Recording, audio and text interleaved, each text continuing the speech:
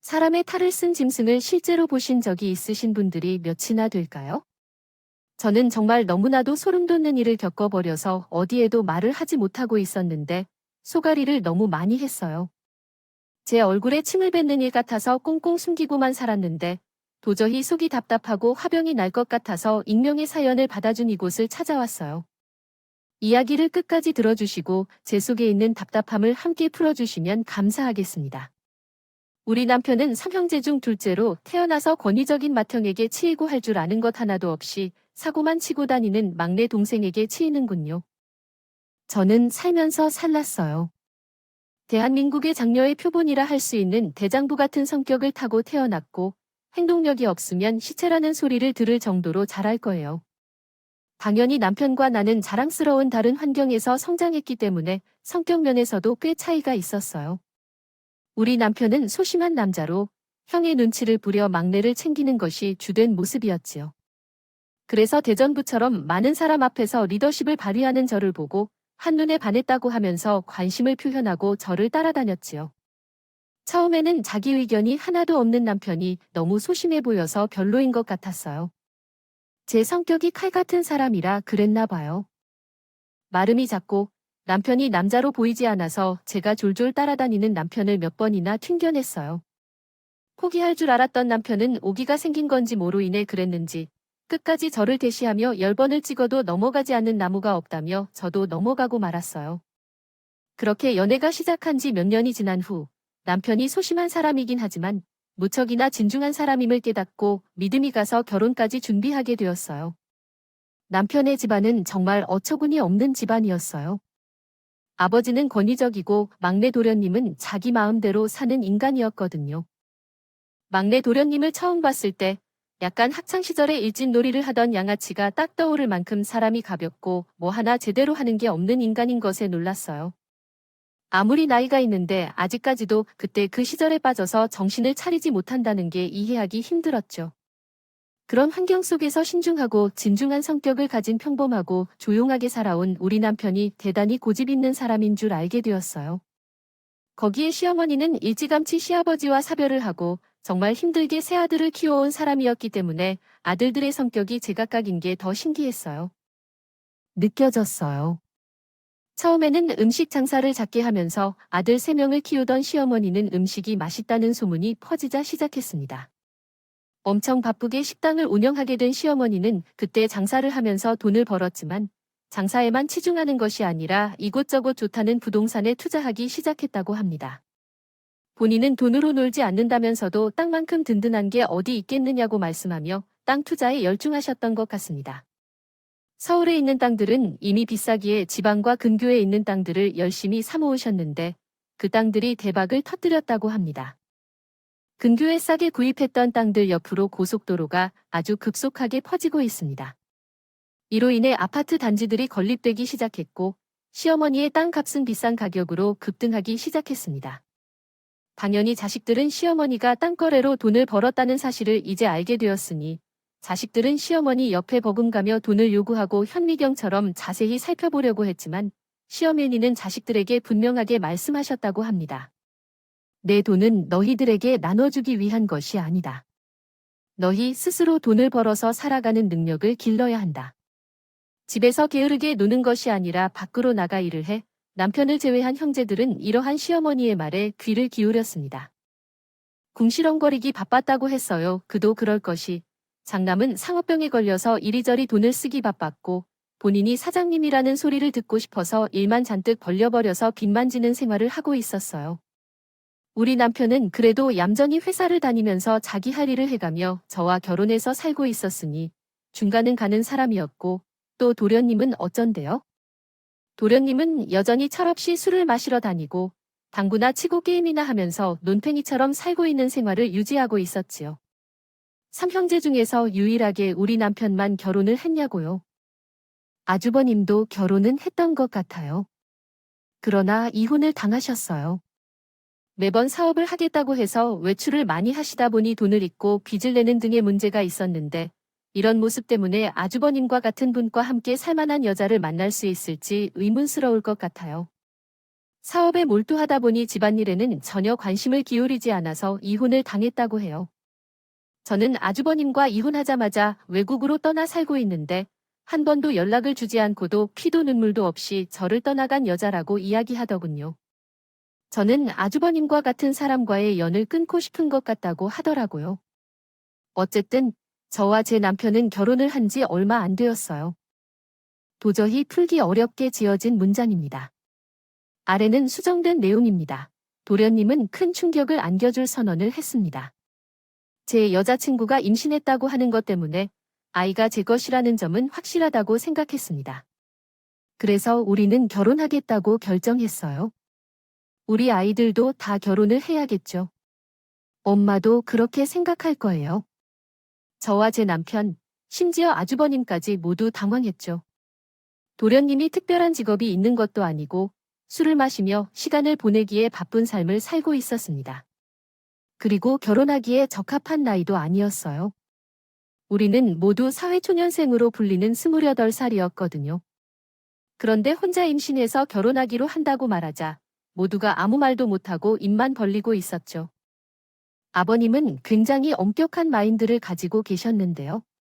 아버지께서 일찍 돌아가셔서 자신이 가장인 것과도 같다고 생각하며 살던 전형적인 꼰대였어요. 도련님이는 직장도 못 찾아 혼전 임신으로 결혼을 한다고 하자 그것을 부정적으로만 받아들이고 도련님과 충돌하게 되었죠. 10대 청소년도 아닌데 제대로 관리를 못해 혼자 임신으로 결혼한다는 게 말이 되냐는 생각을 했어요. 그래서 여자친구가 임신했다고 하는데 겉물어미를 피하는 쓰레기가 되는 말도 했죠. 당연히 책임을 져야 하는데 누가 책임질 수 있다고 하냐고요. 너도 무슨 직업이 있어도 마누라에게까지 책임을 다해야지요. 책임을 지겠다고 나서는 것이지요. 정신이라도 똑바로 차리고 살아야지. 쥐뿔도 없는 주제에 허세만 가득 차서는 내가 어떻게 가정을 꾸리고 살 건지. 내가 뭐라도 해서 먹여 살리면 되지. 형이 뭘 해줄 수 있다고 나한테 잔소리야? 잔소리는 형 앞가림이나 자아라고 살아. 뭐가 어쩌지? 야, 내가 지금 너와 같은 양아치한테 그런 소리나 들으면서 살아야 하는 사람인 줄 알아. 너나 꺼림 잘하고 살아. 아주버님과 도련님은 대판 싸우고 서로 본다 안 본다 난리를 치고 있고 시어머니는 머리를 동요맨 채 끙끙거리시고 있었고 우리 남편은 가운데에 껴서 이도 저도 못하고요. 있길래 제가 답답해서 중재를 하려 했죠. 두 분 다 그만하세요. 어머님 계신 앞에서 그런 소리를 왜 하시는 거예요? 애를 가졌으면 당연히 도련님이 책임지는 게 맞고요. 도련님이 안면몰수하고 모른 척할 수 없잖아요. 도련님도 그래요. 본인이 저지른 일이니까. 앞으로 취직 자리도 알아보고 생계를 어떻게 책임질지 고민도 하시고요. 제가 딱 잘라서 말을 하자 아주버님도 도련님도 한꺼풀 꺾여서는 아무 소리도 하지 않고 씩씩거리고 있더라고요. 형들에게 들러붙을 생각하지 말라고 아주버님이 한마디 더 붙이긴 했지만 욱하는 도련님에게 그만하라고 말을 하니 꾹 참았어요. 그날은 그렇게 일단 끝나고 상견례를 해야 하는 게 아닌가요? 시어머니와 남편 입에서 살짝 나오게 된 말이에요. 그런데 도련님이 아무렇지 않게 다시 충격적인 말을 했대요. 여자친구 부모님이 없어서 거부 상견례 같은 것은 필요 없어요. 그냥 우리 집에 와서 밥이나 한 끼 먹으면서 이야기를 나누면 되겠죠. 결혼해서 어떻게 살아야 하는지 막막하니 엄마가 뭘 도와줄 수 있는지 생각하면 될 것 같아요. 저렇게 대책 없이 먹고 놀기만 하다가 결혼하겠다고 하는 놈이 엄마한테 이 말을 해준다니요. 해줘 저거 해줘 하고 앉아있네 형은 개뿔.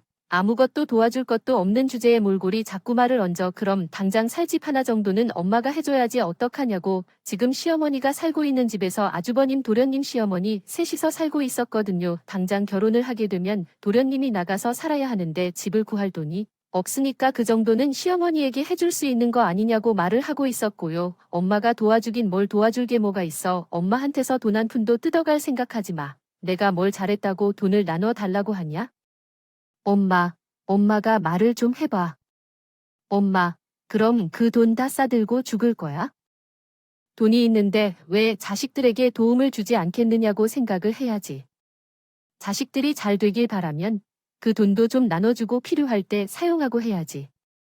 너처럼 양아치에게 왜 그 돈을 주냐고 생각해보라. 뭐 하나 할 줄 아는 게 없는 사람한테 돈을 줘봐야 술이나 처먹고 노는 데에만 쓰겠지. 그 돈은 다 장남이 가질 것이지. 너는 누구길래 엄마의 돈에 대답을 내놓고 그렇게 하고 있지. 아주버님이 욕심을 부리면서 대화를 하자 나는 황당해서 남편의 옆구리를 쭉 찔렀어요.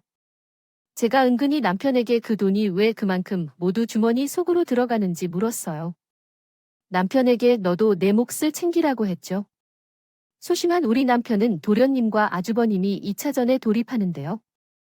싸우지 마라, 하지 마라, 그러지 마라. 이러고만 있더라도 제 속이 어이가 없어서 문드러지는 것도 몰라 발만 동동 구르고 있는 남편을 보면서 한숨을 깊게 삼키느라고 했습니다. 도련님은 왕자님의 말이 어이가 없었던 건지 모른다. 혹은 꼬투리를 잡으면서 자기 주장을 확실히 펼치곤 했습니다. 거긴 왜 다 형 돈이야? 요즘에는 유산 배분할 때 똑같이 나눠주어야 한다는 걸 몰라 그래? 그렇게 돈 욕심이 많아서 어쩌냐? 내가 장남으로서 너희를 키우느라 고생한 보상은 왜 안 받아? 당연히 내가 더 가져가야지. 아, 형아. 우리를 키우는데 얼마나 힘들었는지 얹어 양심이 있다면 제대로 말해봐. 엄마가 혼자 식당이라고 해서 우리를 키우느라 힘들었지. 형은 우리에게 매일 혼내고 때리는 일 말고 무엇을 했는지 형은 사업인지 뭐인지 답변하지 않고 집안을 망치려고 했고 몇 번이나 언니를 욕했잖아. 둘 다 공격하면서 서로를 모욕하다가 결국에는 자리에 앉아서 제 남편과 팝콘을 먹는 느낌으로 구경하는 것을 목격했어요. 들어보지 못했던 시어머니가 결국 가서 고함을 지르며 아버님과 아들의 싸움을 말려주셨어요. 정말 형제가 소리 없이 다투다니 참 어처구니 없네요. 내 속이 얼마나 시끄럽냐고 더욱 뒤집어 놓을 생각만 하고 있고 말이야. 내 돈을 탐내지 말라고 내가 너희들에게 언제 돈을 주겠다고 한 적이 있나? 줄 사람은 마음도 없는데 지들끼리 아주 지치고 볶고 난리야. 그 말에서도 솔직히 좀 놀라긴 했어요. 시어머니도 진정 대단한 게 그래도 아들이 훈전 임신으로 결혼한다고 하는데 한 푼 보태줄 수도 있잖아요.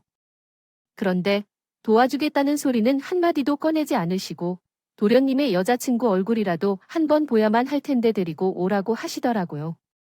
도련님은 어차피 시어머니 입에서 얼굴 보자는 말이 나와서 그런 건지 좋다고 고개를 끄덕이면서 저를 향해 말하더라도 집에서 밥을 먹을 거지. 이번 주 주말에 오라고 할 테니까 형수가 제대로 솜씨 한번 발휘해봐요. 도련님이 결혼할 사람이 오는데 제가 왜 솜씨를 보여줘야 하나요? 요즘은 명절이고 기념일이고 밖에서 외식하는 게 트렌드인가 몰라서 그래요. 아니면 그 정도는 결혼할 사람에게 대접하는 셈치고 도련님이 솜씨를 보여주시던가요? 제가 딱 잘라서 거절의 의사를 비치자 도련님 얼굴이 빨개지더라고요. 내가 무슨 돈이 있어서 밖에서 밥을 먹자고 말을 해요. 온 가족 식사값만 해도 엄청나게 비싸겠군요. 아, 그냥 형수가 좀 차려줘요. 그러면 음식 재료값은 도련님이 알아서 준비하고 계시는 거고 그 정도 돈도 없는데 결혼은 어떻게 하실 건가요? 결혼 비용이 많이 드는 것은 사실이지만 제가 핀잔을 줄여 말씀드리자 도련님이 한 번 더 강약 있게 말씀하시며 댓글을 달고 저 또한 당연히 그에 반박했어요. 3차전이 시작하고 나니까 은근히 아주버님이 저를 지지해 주셨는데 솔직히 달가운 사람은 아니었지만 도련님이 나아가는 길에 큰 공을 세우셨습니다. 그래서 싸움을 한창 벌이고 이도저도 아닌 상태에서 도련님이 예기치 않게 결혼 준비에 돌입하게 되었어요. 주말에 예비 동생이 집에 찾아왔는데요. 동서를 보자마자 정말 누구 하나도 온 가족이 말을 하지 못했어요. 그녀를 영화배우라고 생각했던 게 아니라 그저 아름다워서가 아니라 삼류 양아치 영화에 출연할 법한 복장을 한 채로 집에 찾아왔다고 해요. 예비동서도 아마 그 부분을 느낀 모양이라고 그랬어요. 고개를 살짝 숙이며 인사하더니 갑자기 껌을 씹으면서 그랬대요. 나는 별로 호의적으로 대해주진 않았는지 우리 자신이 아름답기에 받을 것이라고 말했던데 여기 있는 누나가 나를 별로 좋아하지 않는다고 하니 나는 입을 벌리고 말밖에 할 수 없었어요. 도대체 언니라니 그래요. 물론 아직 결혼을 안 한 사이라고는 하지만 예비 시댁에 인사를 드리러 온 곳이잖아요. 저한테는 적어도 형님이라는 호칭을 써야 맞는 거 아닌가요? 뱃속의 도련님 아이같이 떡하니 자리를 잡고 있는데 그 말을 듣자마자 아주버님이 갑자기 옆에 서서 배를 잡고는 깔깔거리면서 크게 웃는 게 아니겠습니까? 가뜩이나 분위기가 심상치 않은데 아주버님까지 한 숟가락 더 얹으니 분위기는 수습하기 어려울 정도로 쎄한 기운이 흘렀죠. 우리 막내가 고른 여자라 얼마나 대단할까 했는데 기대 이상이구먼. 저놈이 보는 눈이 그렇지 뭐. 아, 여기 있어봐야 좋은 꼴 못 볼 것 같은데. 아, 나는 나갈 테니까 단란하게 이야기나 나누다가 가든지. 아쇼, 아, 왜 처음 본 사람 귀를 죽이고 그래? 달란 말 다 했어? 그러니까 형이 친구도 하나 없고 이혼을 당해서 호라비처럼 사는 거라고. 뭐, 이 자식아, 너 말 다 했어. 너는 어디서 얼마나 잘 사나, 내가 두고 보자. 안 봐도 비디오처럼 훤히 보이는 구먼들이 또다시 언성이 높아지는데 제 머리가 다 지끈거리는 느낌이었어요. 도대체 우리 시어머니는 무슨 잘못이 있어서 저런 꼴을 매일 같이 지켜봐야 하나 싶었고요. 아무튼 아주버님이 나가고 나서 더 할 말이 없는지. 시어머니가 나가서 밥을 먹자고 했고 고깃집에 가서 고기를 구워 먹기 시작했어요. 어색한 분위기 속에서 고기가 익는 소리만 지글지글 하는데 갑자기 예비동서가 그러더라고 해요. 고기를 구워 먹으면서 어떻게 술을 한 잔도 안 할 수가 있어요. 술 한 잔은 해야죠. 그래야 분위기도 좋아지지 않겠어요. 아니, 동서 시댁에 처음 인사드리러 온 자리에서 술은 무슨 술이야. 그리고 임신까지 했다며 그냥 조용히 고기만 먹다가 가는 게 좋지 않겠어요. 저가 또 폭탄주 제주에는 일가견이 있거든요. 제가 엄청 잘 마셔요. 이모, 여기 소주 하나, 맥주 하나 주세요. 차가운 걸로요.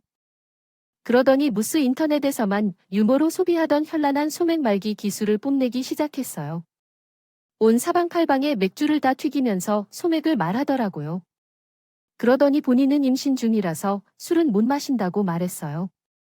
너무나도 현란한 그 솜씨에 임신 중인 것도 까먹었죠. 그날 시어머니랑 저랑 남편은 말 한마디도 하지 못하고 도련님과 예비동서의 철없는 행동을 보며 웃기만 했어요. 그날 예비동서가 가자마자 우리 집안에는 아주 긴급한 회의가 열리기 시작했습니다. 이대로 결혼을 시키는 게 맞는 일인가요? 양아치 하나 키우는 것도 힘들어. 죽겠는데 둘이나 키우는 게 말이 되냐? 별 이야기가 다 나왔는데 도련님이 고집을 꺾지 않더라고요. 아무래도 아주버님이 옆에서 비꼬아대면서 내 눈이 그렇지 뭐 하면서 반대하는 의견을 고집하니까 자존심을 더 굽히지 않는 것 같아 보였어요. 이미 아이까지 생긴 마당에 결혼을 못하게 하는 건 가족 욕심이다.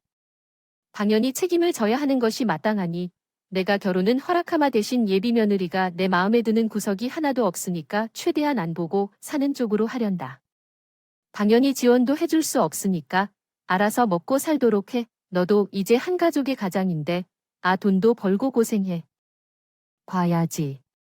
어머, 내가 뭘 할 줄 아는 게 있다고 지원을 하나도 안 해주겠다는 거야? 적어도 우리가 살 집 하나 정도는 해줄 수 있잖아. 내가 그동안 돈을 벌었던 것도 아니고 또건이 전주까지 안겨주는데 지원을 하나도 안 해주겠다고 내가 언제 너보고 손주 낳아 달랬니? 지들이 좋아서 가져놓고는 왜 나한테 감나라 배나라 하냐. 나는 지원 못 해준다는 말 범부가 안 한다. 당장 산부인과 비용부터 출산 비용이 조리원 비용까지 우리가 그런 돈이 어디 있어서 준비를 하냐. 이거야, 그 정도는 해줄 수 있잖아. 조리원 비용 웃기고 앉아있네. 니들이 아무 계획 없이 싸질러 놓고 하니 우리를 건 다 누리겠다는 심보가. 아주 고약한 상황이었습니다. 저와 남편은 시어머니와 도련님 사이에 말다툼이 시작되자 그 더 이상 이어지면 머리가 터질 것 같아서 집으로 돌아왔습니다.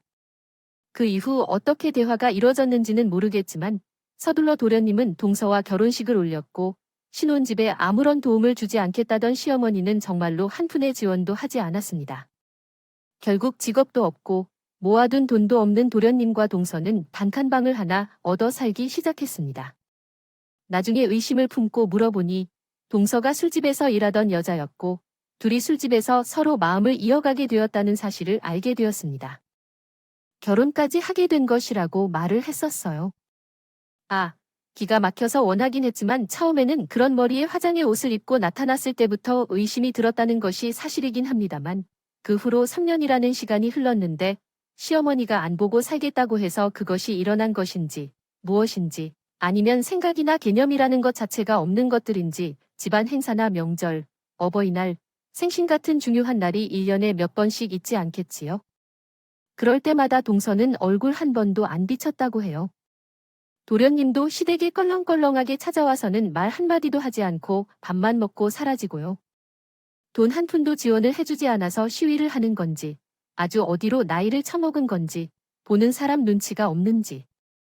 보게 만드는 그런 사람이라도 그러나 서방님, 아무리 어머님께서 얼굴을 보지 않고 살겠다고 말씀하셨다 해도 이런 날은 동서가 와서 얼굴이라도 비춰야 하는 게 아닌가요? 얼마나 몇 년이 지났으면 코빼기도 보이지 않을 수 있단 말입니다. 집에 내 마누라를 맞이하는 사람이 한 명도 없지만 어찌하여 와서 뭘 하겠단 건지 엄마가 손주를 보고 싶어 한다고 하며 가족들이 누구가 궁금해서 묻는데 형이나 형수, 엄마든 주머니에서 돈이 하나도 나오지 않는데 아이를 데리고 집에 오는 것만으로 눈치만 봐도 고생하지 그 말에 이해가 가지 않았어요. 무엇인가를 보여줄 만큼만 해도 용돈을 주실 것이라고 생각하셨던가요?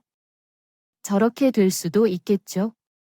내가 태어났다는 소식만 듣고 얼굴 한 번 본 적이 없는데요.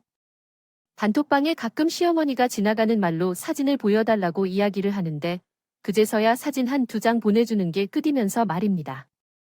이거야말로 돈 달라고 시위하는 행동 아닐까 싶어요. 애랑 치사하게 근육거리는 행동이겠죠. 서방님 아무리 그래도 손주위인데 어머님께서 얼마나 보고 싶어 하시겠어요.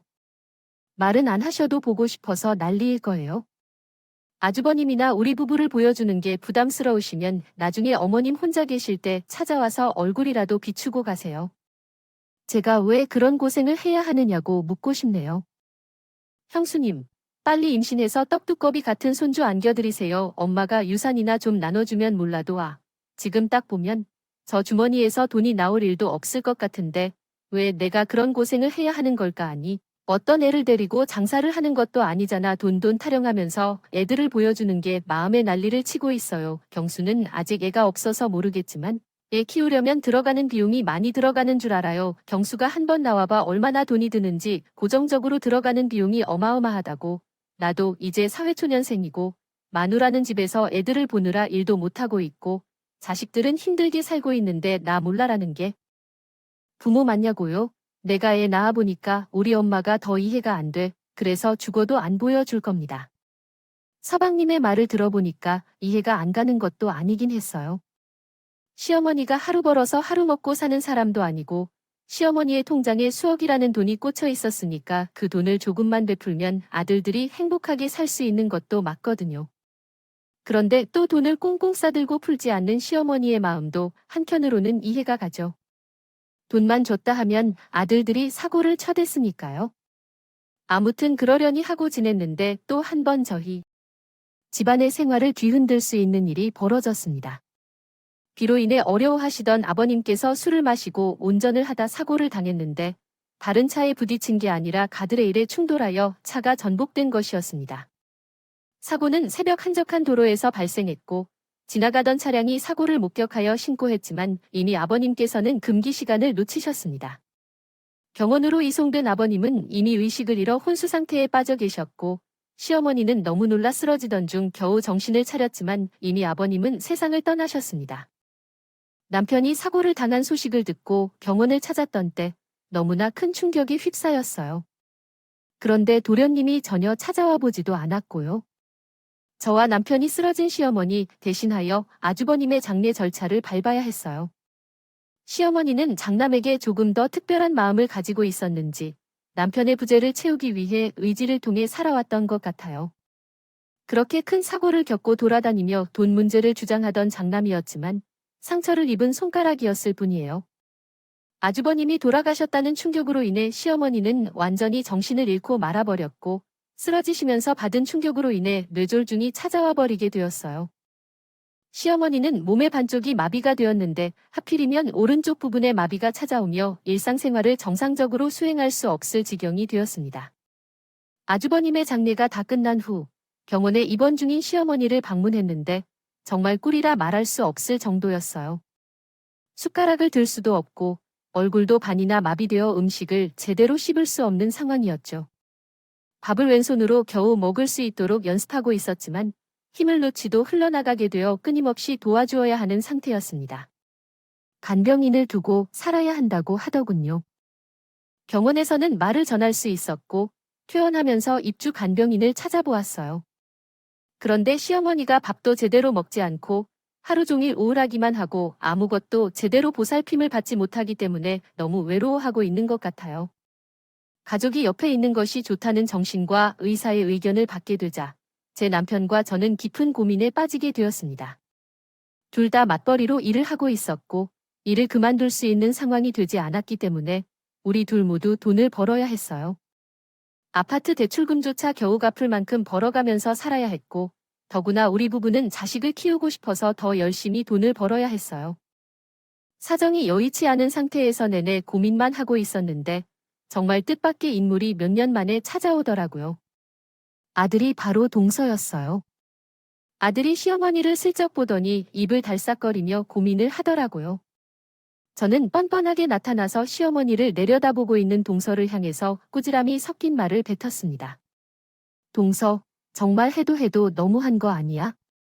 어떻게 아주버님 장례식장에도 오지 않고 어머님이 쓰러지신 게 언제인데? 이제서야 얼굴에 비춘 나는 그동안 동서에게 잔소리 한 번도 안 하려고 노력했었는데 이건 너무하잖아. 우리가 가족이 맞아 아주버님이랑 저랑 뭐가 좋은 사이였다고 얼굴을 마주하나요? 저는 영정사진으로도 보고 싶지 않던데요. 그 말에 제가 진짜 입을 크게 벌려 이 사람은 일반 사람들과는 생각하는 사고회로가 전혀 다르구나 하고 생각하게 되죠. 기가 막혀서 할 말을 잃고 동서를 멍하니 바라보고 있는데 갑자기 본론을 꺼내더라고요. 의사가 그랬다면서 가족이 돌보는 게 좋겠다고 하더라고요. 형님은 뭐 먹고 살기 바쁘시다고 24시간 간병 못 한다고 했다는 것도 들었어요. 그래서 말인데 제가 어머님 모시고 살도록 할 테니 단지 집에서만 거주하는 조건이어야 해요. 저희도 아들이 있긴 하지만 아직 단칸방에서 힘들게 살고 있는 소식을 들었거든요. 어머니도 함께 사는 원래의 집이라서 방이 4개나 있는 상당히 큰 아파트였어요. 하지만 현재는 어머니가 혼자 사고 계셔서 우리에게도 좋은 기회 같아요. 동서네에겐 오히려 도움이 됐을 것으로 생각돼요. 아파트로 이사 갈 수 있는 절호의 기회니까요. 저희도 결국 집에서 자녀를 키우는 것이니 하루 종일 보살피는 건 어렵지 않을 테니까요. 그래서 단칸방을 벗어나고 싶어서 이사만 올 거예요. 그 말에 우리 두 사람은 차라리 잘 됐다고 생각했어요. 시댁의 비밀번호를 모르는 것도 아니고 제가 주말에 자주 들여다보면 되겠지 싶었어요. 남편과 저는 동서에게 그렇게만 해주면 너무나도 고마울 것 같다고 말했고 동서는 그 길로 바로 이삿짐을 옮기더라고요. 물론 그동안의 동서의 전적을 봤을 때 과연 간호를 잘할 수 있을까 걱정이 되긴 했지만 그래도 어쩌겠어요. 제가 당장 할 수 있는 일이 없으니까 동서가 제발 마음을 고쳐먹고 잘 보살펴 주기만을 바랬죠. 그런데 제가 너무 안일하게 생각했었던 것이 틀림없었나 봐요. 그 뒤로 시댁에 찾아가도 시어머니를 만날 수가 없었어요. 동서의 말에 따르면 시어머니의 증상이 더욱 심해져서 약을 복용하고 하루 종일 자기만 하는 모습이라고 합니다. 방문을 열어주지 않았다면서 시어머니를 깨우면 되지 않냐고 내가 직접 확인하고 싶다고 말해도 시어머니가 잠에서 깨면 고통스럽다고 하루 종일 울고 계신다고 합니다. 잠을 자는 것이 매우 힘들어 하고 있기 때문에 저에게 주무실 때 편안히 쉴 수 있도록 냅둬야 한다는데 여기서 저는 더 이상 어떻게 행동해야 할지 모르겠습니다. 그런데도 매번 방문 앞에서 저를 막아서 안 들어가지 말라고 하고 있는데 강제로 들어가기도 어렵습니다. 처음에는 알겠다고 말했지만 아쉬운 마음에 발걸음을 돌렸는데 나중에는 아예 시댁 문을 열어주지 않더라고요. 비밀번호도 바꿔버린 건지 문이 굳게 닫혀서는 열리지가 않아 발만 동동 굴렸어요. 아 형님, 왜 또 오셔서 잔소리를 하시려고 해요? 언제부터 이렇게 자주 보고 살았다고? 이제 와서 효도하는 척 하시냐고. 저도 하루 종일 어머님을 돌보느라 피곤해서 주무실 때 쉬고 싶거든요. 어머님은 지금 자고 있으니까 돌아가세요. 나중에는 문전박대를 하는데 7개월을 반복하다 보니까 시어머니에게 무슨 문제라도 생긴 건 아닌가 하는 생각이 머릿속에서 떠나질 않았어요. 7개월을 매주 하는 것은 아니지만 한 달에 2번씩 같은 일이 반복됩니다. 번 이상 찾아간 것 같은데 얼굴 한 번을 못 보고 왔다는 것이 상식적으로 이해가 안 되잖아요. 동서는 계속해서 이런 핑계, 저런 핑계를 대면서 완강하게 못 보여준다고 버티고 더 이상 참으면 안 되겠다는 생각이 들었어요. 동선의 집에 찾아가서는 자는 시어머니의 얼굴이라도 내 눈으로 확인해야겠다고 말했더니 동서가 또 똑같은 소리를 하면서 버티더라고요. 동서가 하루 이틀도 아니고 몇 개월 동안 이런 식으로 어머니 얼굴 한 번 못 보게 강제로 부리는 것은 이해가 안 돼서 잘 지내고 계신지 내 눈으로 확인을 해봐야겠어요. 자꾸 이런 식으로 방해하면요. 경찰을 불러도 상관없을 것이라고 생각해서 강하게 말을 하자 동서도 훔친 사람이 등장해서 그 사이를 이용하여 잠겨있는 시어머니의 방문을 열쇠로 열고 들어갔습니다. 그런데 바닥에 하나의 얇은 이불 위에 누워있는 시어머니가 눈물을 흘리며 고개를 돌려 나를 쳐다보고 있었는데 나는 너무 놀라서 어머니라고 부르며 시어머니 쪽으로 달려갔습니다. 시어머니의 증세가 더욱 심해진 것이 거짓말이 아니었는데 시어머니의 입이 완전히 비틀어져 말도 제대로 할 수 없고 신생아들이 울 때 하는 옹알이를 하면서 울고 있었어요. 제가 무슨 말인지도 모르겠고요. 딱 봐도 예전과는 비교가 되지 않을 정도로 상태가 심각해 보였어요. 해도 들지 않는 방에서 어둡고 쓸쓸한 상태로 누워서 눈물만 흘리고 있는데 제가 너무 놀라서 동서에게 막 따지려고 일어났어요. 그런데 그 순간 시어머니가 제 옷자락을 붙들고는 더 큰 소리를 내며 엉엉 울기 시작하셨어요. 하루 종일 그런 식으로 울기만 하시니까 제가 더 어떻게 할 수 있겠어요. 형님도 지금 제가 제대로 보살피지 못했다고 오해하셨다고 생각하셨나 봐요. 제가 보살픈 것이 아니라 그냥 계속 그러고만 계세요. 저도 답답하다는 거예요. 좀 마음에 걸리면 형님이 오늘부터 모셔가든지요. 동서가 시어머니를 힐끔 보면서 이야기를 하는데 제가 또 사정이 여의치가 않잖아요. 일도 하고 있고 하루 종일 시어머니를 방치할 순 없으니까요. 답답했지만 당장 간병인을 두고 시어머니를 모실 형편이 되는 것도 아니고 해서 그 길로 집으로 돌아와야만 했습니다. 그런데 계속해서 시어머니가 제 옷자락을 붙들고 눈물을 흘렸던 게 생각이 나면서 마음에 걸리더라고요. 하필이면 그 시기에 회사에 큰 문제가 터지면서 일이 바빠지게 되었고 2달 정도 제가 시어머니를 찾아뵙지 못하는 일이 벌어졌어요. 하지만 제 마음속에서는 찝찝함이 가시지 않았고 결국 저는 바쁜 일이 일단 끝나자마자 다시 시댁에 찾아가게 되었을 때 어김없이 찾아온 나를 보고 동서는 한숨을 푹 쉬면서 고개를 절레절레 쓰더니 이제는 버티지 않고 시무방문을 열어주었다고 합니다. 시어머니에게 저 왔어요 하면 시어머니가 다시 고개만 돌려다가 저를 보고 울기 시작했겠지요. 눈물이 어찌나 서러웠는지 말도 못 알아들을 정도로 눈시울이 붉어지는 느낌이 들었다고 했습니다. 집에 돌아가는 길에 꼬리에 꼬리를 묻는 생각이 깊어지자 한 가지 의문이 들었어요. 시어머니가 여태까지 살면서 우울증을 앓은 적도 없고 대정부 같은 성격을 가졌던 사람이지만 자식들에게도 칼같이 굴었던 사람이 아니었을 거예요. 내게 붙잡혀 오열만 하는 사람일 것이 아니라는 생각이 떠나지 않았고 동서와 무슨 일이 있어도 단단히 서 있는 것 같다는 의심이 들었어요. 병원에 입원하신 적이 있을 때나 태어나서 잠깐 입주한 적이 있을 때에도 우울함은 조금 있었지만 그 정도는 아니었거든요. 무작정 옷자락을 붙잡고 울음소리를 내는 분이 아니었기 때문에 저는 의심이 의심으로 남게 되었고 확신하게 되었어요. 수상한 마음이 계속되는 동안 아무것도 안 하고 있으면 안 된다는 생각이 들었고 도무지 집에서 쉴 수가 없었어요. 남편의 마음까지 안 좋아질까 봐 차마 남편에게는 말을 하지 않고 독단적으로 결정을 했습니다. 전자상가를 찾아가서 아주 손톱만큼 작은 소형 카메라를 구입했고 그 카메라로 증거를 잡아내겠다는 결심을 했어요. 카메라를 설치하는 법을 공부하고 아무렇지 않게 동서를 찾아가서 시어머니의 얼굴을 보러 왔다고 말한 뒤 시어머니가 누워있는 주변에 카메라를 달았습니다. 아무리 소형 카메라라고 하지만 주위를 깊이 살펴보면 들킬 수 있을 것 같아서 옷장 위쪽에도 잘 가려서 하나를 설치해 두었어요.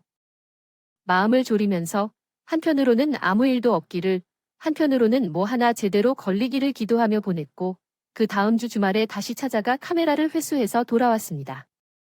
아주 자그마한 소형 카메라였기 때문에 실시간으로 확인하는 기능은 없어서 회수를 무조건 해야 했거든요. 형님이 바쁘시다고 하더니 요즘 들어 자주 오시는 기분이네요. 저희 부부한테도 일상생활이라는 게 있는데 좀 불편해서요. 미안해. 동서 내가 어머님 걱정이 하도 되니까 자꾸 발걸음을 이쪽으로 하게 되네. 앞으로는 좀 더러우도록 할게. 말은 그렇게 했지만 속으로는 칼을 갈고 있었고 나는 뭐 하나만 제대로 걸려보라고 바득바득 이를 갈았어요. 집으로 돌아와서 카메라 속에 담긴 영상을 확인한 뒤 너무 경악스러워서 결국 남편에게도 보여주며 확인을 시켜주었어요. 영상 속에는 정말로 말로 설명할 수 없는 충격적인 장면이 담겨 있었습니다. 움직이지도 못하는 시어머니를 방치하고 있었던 게 경악스러웠어요. 시어머니가 밥을 먹으려면 먹여주어야 했지만 오른쪽 팔은 마비되고 왼쪽은 힘이 들어가지 않아서 그럴 수밖에 없었어요. 그런데 동서가 밥을 가져다가는 아주 귀찮은 듯이 시어머니의 팔을 마구 끌어당겨 억지로 앉힌 후 무릎 위에 올려놓더니 국에 마른 밥그릇 하나를 띡 얹어주겠습니다. 그러더니 시어머니를 내리놓으며 말씀하시더군요. 알아서 드세요. 흘리면 알아서 치우겠다고요. 입을 빨리 하는 게 얼마나 힘든 줄 몰라요. 맨날 누워주는 밥만 먹고 있으니 아예 거기 있나요? 그렇게 말하시고 방문을 닫고 나가셨는데 시어머니는 정말 힘없는 왼손을 억지로 들어 숟가락질을 하시며 덜덜 떨고 계셨습니다. 경악스러웠어요.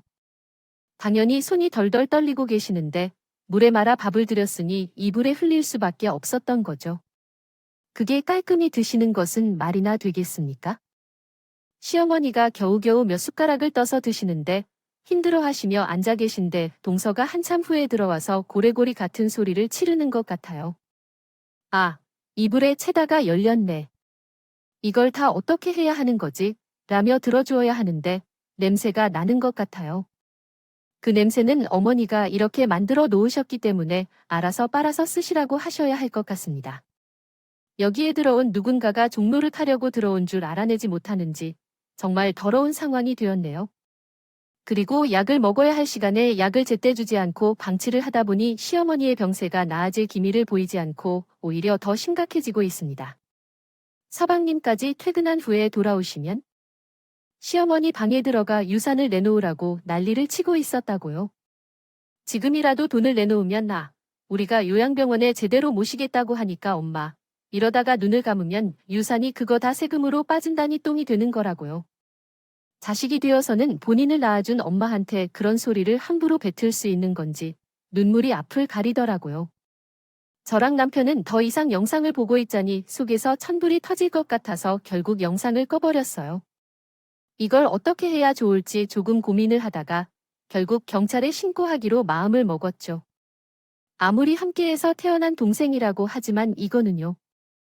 인간으로서 할 수 없는 짓으로 판단했던 것이었어요. 저희 부부는 시간을 더 이상 지체하지 않겠다는 결심을 하게 되었는데 어떤 일이 벌어질지 모른다는 불안을 느꼈고 증거를 손에 쥐고 경찰서로 향했습니다. 고소를 준비하면서 방기와 방치, 그리고 시어머니를 괴롭히는 등 했던 모든 죄를 하나씩 솜방망이처럼 드러내었고 증거도 완벽하여 소장에 제출할 수 있었어요. 소송을 청구하자마자 시어머니를 그 집에 방치해서는 안 된다는 생각을 했고 남편과 함께 시댁을 찾아갔습니다. 동생은 한숨을 내쉬며 더 이상 방문하지 않겠다고 자신하기까지 했지만 저희 부부는 포기하지 않고 퍼시스턴트하게 위기를 극복하겠습니다. 시어머니를 모시고 가겠다고 말했어요. 이제는 엄마를 모시고 가겠다고 그동안 우리가 몇 년을 모셨는데 엄마의 병세가 심각해지는 것 같으니까 쏠랑 데려가겠다는 게 말이나 되는 소리야. 그렇게까지 유산이 탐난 거야? 와, 둘째로 아주 몰랐는데 욕심이 대단한 사람이었네. 소름이 돋는다. 서방님, 뚫린 잎이라고 그렇게 막말을 뱉으면 안 돼. 우리가 다 알고 찾아왔거든. 그동안 서방님이랑 동서랑 어머님께 무슨 짓을 했는지 다 안다고. 내가 봤어. 내가 다 봤다고. 내 눈으로 내 남편이랑 같이 확인했는데. 뻔뻔하게 그런 소리가 나와 요산이 뭐가 어쩌고 어째야 뭘 봤다는 거예요? 도대체 어머님 상태 봤잖아요. 사람도 제대로 못 알아보고 엉엉 울기만 하는 거 다 봤으면서 형님이야말로 뭘 안다고 그래요. 하늘이 다 지켜보고 있는데 어디서 거짓말을 해대 천벌 받을 거야. 너네 둘 다 아주 돈 욕심에 눈이 멀어서 그러면서 휴대폰에 미리 옮겨둔 영상을 재생했더니 서방님하고 동서고 둘 다 입을 합주기처럼 다물더라고요. 이게 뭐가 잘못됐다는 거예요, 어머님? 잘 치료하시라고 일부러 밥 혼자 드시게 한 건데 사람이 노력하는 것도 모르고 그러시면 안 되죠. 제가 강하게 행동해야 어머님도 스스로 이겨낼 힘을 가지신다고요. 그래요. 어디까지 뻔뻔하게 나아갈 수 있는지 한번 봅시다. 법정에 서서도 그런 소리가 나올까요? 한번 봅시다. 여기서 법정에서 온다는 소리는 왜 나오나요, 형수? 앞서도 너무 앞서간다. 우리는 노력했으니까. 그래요. 판사님 앞에서도 한번 그렇게 말씀을 해보세요. 우리 부부가 지금 고소장을 놓고 오는 길이거든. 법이 알아서 심판을 해주겠지. 그러니까 동서구 서방님이고 둘 다 사색이 되어서는 식은땀을 흘린다고 해요. 안 해요. 왜 코소를 하나요? 우리가 왜 그런 행동을 해야 하는지, 우리가 어떻게 된 것이길래 감방에 가게 되면 우리 애는 어떻게 하라는 거죠? 누가 키울 거예요? 누워있는 어머니가 키워준다고 하셨어요. 안 그런데 대책 없이 고소부터 하면 어떡해요? 내가 너희들이 감방에 갈 이유를 알고 있어서 너희들은 언제나 강해지라고 하는 거예요. 그런데 이건 엄청나게 이상한 일을 하는 거잖아. 너희들도 그럴 건데 너희는 누가 키우는 거예요? 몰라요? 나중에 너희도 자식들한테 버림받는다는 걸 경험하게 될 거예요. 정신 차리라고. 너희는 고아원에서 자라겠지. 그러니까 이 사태의 심각성을 깨달아야지 뭐라도 하든지. 둘 다 갑자기요. 손이 발이 되게 빌면서 잘못했다고 시어머니를 포기할 테니까 우리 보고 모시고 가라고 하더군요. 시어머니의 재산이며 보며 탐내지 않을 테니까 고소만 취하해달라고 말을 바꾸는데 저는 피식 웃으면서 이미 늦었다고 했어요. 고소 이야기에 꽂혔는지 뭔지 바짓가랑이 붙들고 계속해서 난리를 치길래 절대 못해준다고 강경하게 말을 했어요. 물론 그 길로 우리가 모실 수 있었더라면 참 좋았겠지만 사정이 여의치 않아서 정부의 보조금을 지원받아 시어머니를 요양병원에 모시게 되었어요. 시어머니는 요양병원에 들어가자마자 증상이 많이 호전되었죠. 아무래도 약을 제때 먹지 못하고 밥도 제대로 드시지 못해서 기력이 없었던 것 같습니다. 샤워도 당연히 제대로 하지 못했기 때문에 온몸에 피부병이 번져 있었었는데 그 부분도 호전되었죠. 결국 동서와 서방님은 둘 다 구속수사가 이루어지게 되고 합당한 법의 심판을 받게 되었습니다. 서방님 부부의 자식들은 이도 저도 갈 데가 없어서 보호시설에 맡겨지게 되었다고 합니다. 자식들은 도대체 왜 그 어린 나이에 고통을 겪어야 하는지에 대해 마음이 무겁습니다. 시어머니는 요양병원에서 꾸준히 관리를 받은 결과 어떠할 것 같긴 하지만 예전처럼 소리만 내는 것이 아니라 어설프게 말을 하기 시작했습니다. 하실 수 있게 되었어요. 우리 부부에게 고맙고 미안하다는 말을 하시면서 눈물을 흘리셨다고요. 죄송스럽게도 우리 부부도 마찬가지예요. 결국 시어머니는 전 재산을 우리에게 넘겨주셨고 그 돈으로 우리는 아파트 대출금도 상환하고 제가 회사를 그만두게 되었어요. 아이를 가질 준비를 하면서 시어머니를 자주 찾아뵈는 시간을 가지고 있죠. 시어머니는 알았다면 미리 증여를 해줬을 거라며 후회하는 말씀을 하셨지만 우리 부부는 지금이라도 챙겨주셔서 감사하다고 인사를 올립니다.